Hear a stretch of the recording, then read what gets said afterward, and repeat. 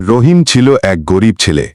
একদিন পথে হেঁটে যাওয়ার সময় সে একটি মানিব্যাগ কুড়িয়ে পেল, যার ভেতরে টাকা ও পরিচয়পত্র ছিল।